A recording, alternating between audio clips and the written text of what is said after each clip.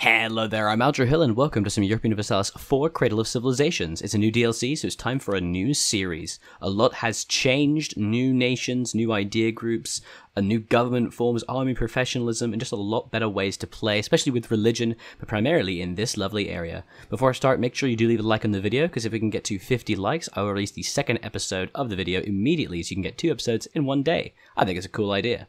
So, we're going to start as a new nation. Now, lots of new stuff going on over here. Look at all these tiny little nations over here. Lots of them vassals, and the new Ikta government, or the old Ikta government, has been revamped and allows it to you get benefits for vassals. But I want to try something a little different. I want to go for an achievement, and I love going for achievements because I think it just gives me a lot more purpose to more how I play.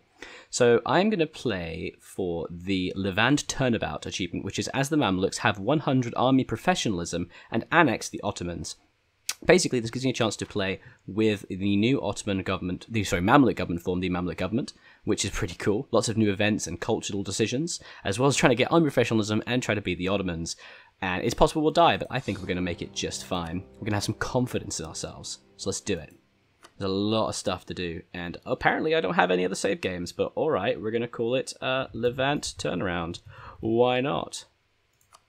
So, unprofessionalism looks really, really cool. And it basically means that you need to be constantly drilling your soldiers and allows you to have a new way and a new thing to do when you're, doing nothing with your army. So first of all, on the game start, we now get a lovely screen that gives you a full history of everything. It tells you a little bit about your religion, your government form, and your environment. I'm going to gloss over this a little bit very quickly. So from the capital, Mamluk households control Egypt and Syria, blah, blah, blah, blah. So it's about the old histories. I'm not going to read it all. The emirs, this is cool. The Mamluk emirs reproduce their ranks by purchasing new Mamluks, or foreign slaves, from Circassia. These slaves are then trained as soldiers or stewards who swear allegiance to their buyer or foster father. The emirs, in turn, put their household to use in the service of the sultans, and then when time comes to succession, it is practiced that the will of these powerful men determines which emir will become the next sultan. The sultan is never short of elite warriors, so long as the route to import more slaves from the Black Sea lies open. Governing system has more than once led to damaging conflicts and paralyzing factionalism. And because the Timur is basically about to break apart and the Timurids are going to be dissolved, there's going to be a huge vacuum left, meaning we are going to rise to severe dominance. And we are actually the strongest nation in the entire Arabian area, which is really, really cool. Now, let's see what we can do here. The wealth of the Sultan is fed by the trade that flows through its Egyptian lands, bridging distance between the Mediterranean and Red Sea. Oh, yes, we also have a lot of trade benefits. Previously, Mamluks is primarily about trade. Now it's a little different. We're still the largest, richest, and strongest in the Middle East, and it's many enemies, but we fear few. The Sunni faith, new air, cavalry to infantry ratio, hooray. We also have new piety things for mysticism and legalism, which I'll go over in a little bit, and also Muslim schools, which we'll talk about shortly. And we can promote new government culture things and different estates. And there are no region-wide mechanics in this region. You're free to fill this void of authority of your own actions. Oh, baby. Okay. So, starting off, we have a few different government actions. We can promote Circassian government with 100 administrative cultural progress. And to get that, we gain 5 cultural progress because of the base and because of our ruler, Jacmac. Jacmac, please. Basically, it's base plus ruler stats. Same as before with Russia. And when you spend that, you get all power cost minus 5% for 1 year. Which is pretty, honestly, quite decent. All power cost, especially if you know you're going to get a lot of tech and ideas. Really useful. Sell off Circassian slaves. And this spends 100 Diplo progress. And what you get is money, which currently is 0, because I have no Circassian culture provinces. And I can also recruit from Circassian cultural lands. So I need to have Circassian culture. Okay. And obviously, we don't have any Circassian cultural provinces because they're all the way up here, aren't they? Odd that everything's so focused on the Circassian areas. That's kind of weird. So weirdly enough, Circassia is like part of our main cultural group. But it is historical, but what are you going to do? So what else we have here that's new? Let's take a look at a couple things. I think text have been moved around a little bit slightly. We'll focus on these missions soon. I'm planning on doing Arabia and Egypt in this run as well. Okay, so Muslim. So we're Sunnis, and we have piety bonuses. So we go between mysticism and legalism. With mysticism, we get missionary strength, morale of armies, and fort defense. Basically, it's measured in that scale, pretty similar to the Orthodox scale, I think, with the... I can't actually remember the name of the Orthodox scale. Please let me know in the comments if you can remember what it is. So we get event options that can move us toward... Ooh. Event options remove your position on the scale, as well as declaring war on infidels, brothers in the faith, or successfully converting provinces. So I'm going to be declaring a war on a lot of brothers of the faith, which is going to really screw me and move me to mysticism. But morale of armies and military strength is really nice. And with legalism, you get tax modifier, manpower modifier, and tech cost. Ooh, that's actually spicy, delicious. The Shafi Maghrib is named after... Oh, Shafi, what is this? Oh, so this is my school. So I am the Shafi school.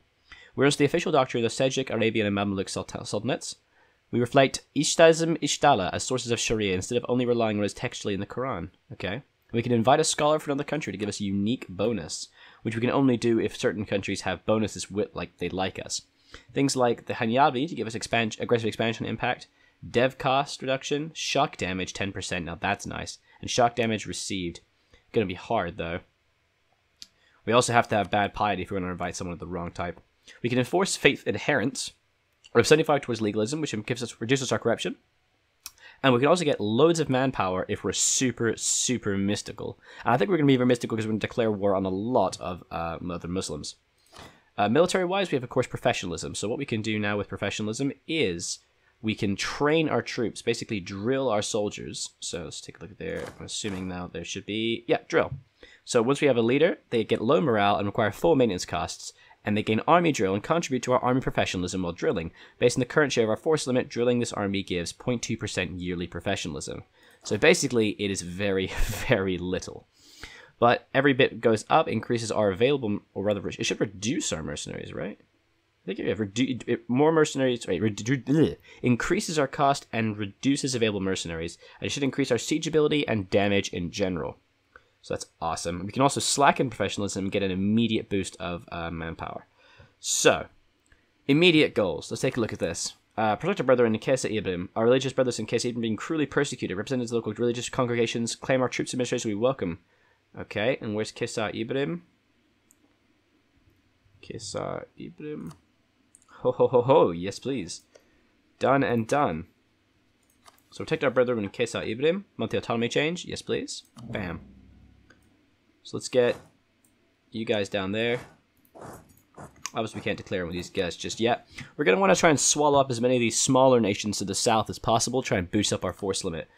And also possibly move north a bit. Also, the Ottomans no longer have cores on any of these places, so we can start to nick them however we like. Oh yeah. What kind of trade goods we got? Nothing super great. Why have all my trade goods, my map modes, have completely changed? Oh, because it's updated. Oh, of course. Where are you? Where are you, trade goods? There we go. So, some iron, a little bit of silk. Okay, pretty decent. Is there any gold anywhere here? I know there shouldn't be, but... Oh, we have gems there, which is stupid nice. Stupid good. We have a little bit of incense to the south and gold, obviously, in the Ethiopian region. So, nothing changed there, which is good, but... I mean, the gems are really valuable. Look at that. 4 base. Do we own that? Yes, we do. So worth paying attention to this, especially because there's been a lot more new stuff, including livestock, by the way, which is a new one, which gives supply limit modifier plus 50%, meaning supply is just stupid, crazy good there. Base is 6, terrain plus 4, and then we get producing livestock. Nice. Okay, so, bleh. First, rivals. There we go. I should start to make some moves. Ottomans, obviously, because the Ottomans do not like us. They will always rival us. Who else has rivaled us? We have Aragon, Kara, and Venice. Surprisingly, Ak has not rivaled us. So, we're going to need to rival Kara as well, I think. Why has Aragon rivaled us? Piss off, Aragon. Yeah, so it's going to be Kara as well. That's going to help us because... Okay, that's weird. So they've changed the idea groups of Ak and Kara, making them the white and then black sheep respectively, and they are really strong. But they haven't rivaled each other. That's troubling. Okay. That's very troubling. No. So we're also going to really run a rival the Timurids, probably, because the Timurids are going to start to get really, really pissed off all the time. Though they are very, very strong. Like, look how strong they are. Ooh, I'm very tempted to maybe try and ally these guys. Kingssonia is our vassal. Oops, wrong mode. And it's got a lot of core provinces. But Ajam... I think maybe we should try and ally with Ajam instead, because we've rivaled with Ak, and they've also done that, so we should definitely ally with them. The Ottomans also are a problem, so people like Austria or something like that would be good, but that's not for a while. That's okay. So our third rival, I guess, is going to have to be... because you've allied with Ajam. Yeah, so we'll get the Timurids as well. Cool. Cool. And we're actually pretty wealthy so far, although our fort maintenance is hell. What the hell? There we go. Always keep this fort active, dear God. Why is it there? Why is it not in the mountainous region? Oh, never mind. Whatever. Be a jerk, why don't you? Wow, we have a lot of forts. That's way too many forts. I'm never gonna need this many forts. Get out of here. That's just costing me money. I'll keep the... so now I do want to keep these, because this is the only thing that's going to stop... I don't really want to get rid of these, because this is the only thing that stops the Mamluks from pushing in. And this is the only thing that stops these guys from pushing in. I will let this one live for a little while, but I'll probably delete it eventually. I should probably keep this one, considering it's my capital fort. Alright, let's get some advisors as well. I think we can get some missionary strength. I guess, fine. Dip rep, and also discipline. Hey, here we go. So these guys actually do have their own religion and culture, which is really cool because it changes their abilities. You can spend money and you can then increase the advisor's skill by 1, which will allow us to increase the max. And also, if we really like the ability, we can keep that ability because we can just kind of keep upgrading it as we get more cash. I don't really want to be going any further than +1 right now because I have to stay at full maintenance. Actually, it might have been a better idea to go for the twosies. That might have been smarter. That would have kind of killed all our incomes. That's okay. That's fine. We can always just promote them, to be honest. I mean, it only costs 60 flat gold. This is the thing. Yeah, let's just do that right now. Bam. Oh, but it increases their monthly. I did not know it increased their monthly. That's okay. Because I really do want to focus on getting high mill tech.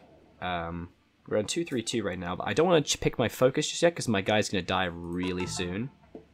So I'd rather wait at least a little while. I'm gonna put keep the arm maintenance up, and we're gonna drill. No, oh, it's because they don't have a leader. Well, let's do this. Let's do the standard estates bonuses. Let us grant a generalship. Oh God, their influence. Maybe not. Holy shit, that is a crazy amount of influence.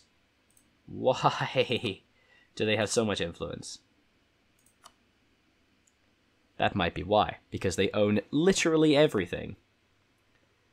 And we can't remove it for another year. Okay, so we can't get a general for free. That's unfortunate. But we can at least get a ruler military command. It costs 0 maintenance.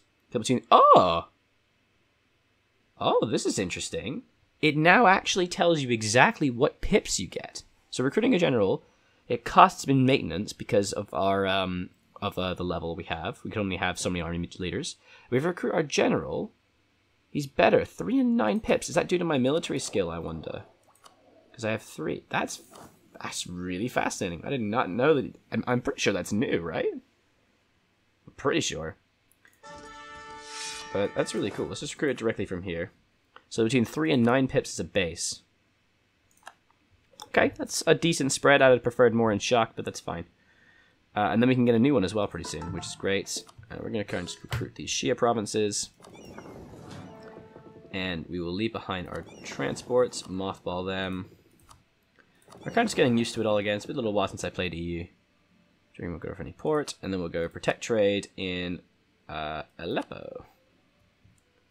Where is the Aleppo node? That's a very good question. Oh, right there, that's fine. Surprisingly, it actually will lower my income if I try and put stuff there. Sure, why not? Alright, let's also start fabricating claims in Beju. And we're guaranteeing Medina for some reason. Any trade goods that I want? Hejaz is something I also want. Although they're actually my vassal, so that's great. So let's start going to move towards these guys. Dol Qadir would be good because of the mountains. I think I'd actually really like to try and kill Dol Qadir.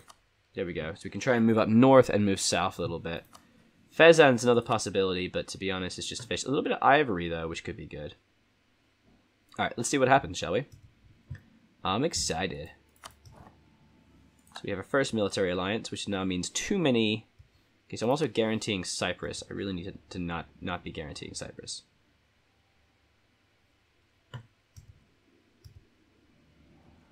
We're going to declare war on Mercury and fully annex them pretty much straight away. The 11th of December. When does this guy come back? 28th. Come on. We'll wait again. Who else wants to ally me? That's a very good question. Ooh, I'm a second great power. That's great. Who would like to ally me? Wow. Everybody wants to ally me. I'm the best. Okay. I don't really want to ally any of these powers, but the Ottomans is going to expand. So I feel like perhaps fighting the Ottomans early is kind of the key here, because I have so much more development. And if I push them first, I start to get some real strength. So it might actually be a good idea. So actually, these guys do actually have a truce with the Ottomans till 49. So I'm going to ally with Karaman, because that's going to weaken them really nicely. So we're going to ally these guys. That does give me a bit too many allies, but I don't really care. You can humiliate rival. Yep, cool.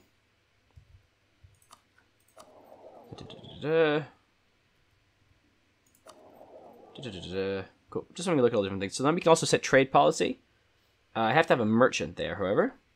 This is also a cool thing. So what you can do is you can actually set your trade policy in each node. So the moment the default is trade power plus 5%, what you can do is you can set it to hostile trading in spy network construction, which is really cool. Or you can improve roads. I have to have 50% trade. No, siege ability, 10%. Artillery bonus versus forts. I can get improved relations or propagate religion. Where's the... Oh, inland routes is siege. Yeah, that one's really strong. But I need 50% trade control, so I'm not doing that one. But this also means that trade people actually get a huge bonus in that they can actually manipulate the country like they can just get a lot of bonuses much faster, which is great for them. And this guy should really have a leader, but it's okay. There we are. What? Alodia. And who are they allied to? Kaffa. So they're calling Kaffa and Alodia. That's just irritating. Well, I'm not going to call them in properly, so we'll just fight these guys. Take Kassa Ibrim. We'll call in Alodia normally. And we'll give this guy our lovely general. And we'll just kind of... Oh, they're raiding us, bruh. Why you gotta be a dick, though? Easy enough. Royal marriage from Medina. Medina's our vassal, right? No, I'm guaranteeing them. Why am I guaranteeing Medina? I don't care about Medina. No, go away. I don't think I want to guarantee Medina. That seems stupid. Revoke guarantee. I want to conquer them. They got tons of stuff for me. So yeah, we basically won this war already. That's fine. What else can we do? The Ottomans are obviously going to fight the Byzantines pretty much as soon as possible. But the fact that we've now managed to guarantee Karaman means that they'll survive a while longer. Because they'll also call in... they'll call in all of us, so that's really good. I'm going to want to start to move into Dulkadir as soon as possible as well. Try and get a border with the Ottomans. In fact, if I could take these three, that'd be great. Alright, cool. We're moving on up now. Alright, so what's the... let's move this guy over here. And Zakir... Lots of alliance chains going on right now. When's the truce up with these butt faces? Oh. No, it doesn't... It's not saying the truce. Okay. It's kind of weird, but there we go. So Medina, 1450, that's fine. So pretty much standard 5%. 5 years even. And Ejam. Who is Ejam? Lots of new nations, and I don't know them all. Ah, yes, my new ally. Absolutely. Let's do it. The Timmies is going to fall very soon, because they have a 67-year-old heir named Mamluk, and when he dies, there should be a large number of events that fire that makes everything very depressing for a lot of people involved. Which is good. Which is good for me, because I really would like to see them die. So, first immediate war going well. And then we're going to... The objective is just to own it, isn't it? Yeah, cool. I think we're going to be fine. I mean, we've got a decent amount of manpower. I'd like to try and get some more troops. We actually have a room for a lot of force limit. We need to get more money, and to do that, we need to basically just continuously expand. Is there anything worthwhile here? So there's some slaves and some cattle. I would like to try and get towards Alodia, because Alodia has ivory, and that's really valuable for me. These are really shit provinces, but by getting closer to Alodia, Dongala, everything's going to be a lot easier. Alright, so this is the end of the first episode. In the next episode, we're going to finish annexing this. It's a bit of a slow episode so far, but we're going to be okay. We're going to finish annexing this, and then maybe move towards Dokata as well. Okay, and I forgot the fact that all my forts immediately opened up again. That's stupid. So that just saved me a lot of money. Whoops-a-daisy. So let's start drilling these guys. So this should now increase. So actually, oh, this is cool also.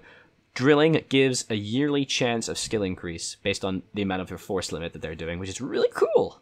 So my army professionalism is going to very gradually go up by an amount that is not being told to me. Great. So in the next episode, we'll annex this, and we'll start moving around and conquering around and try to stop the Ottomans from expanding too much. Thank you very much for watching. Do be sure to leave a like and a comment in the video. Let me know what you think of the series so far, because I love to hear your feedback, and if you want to see more episodes like this. Bye-bye.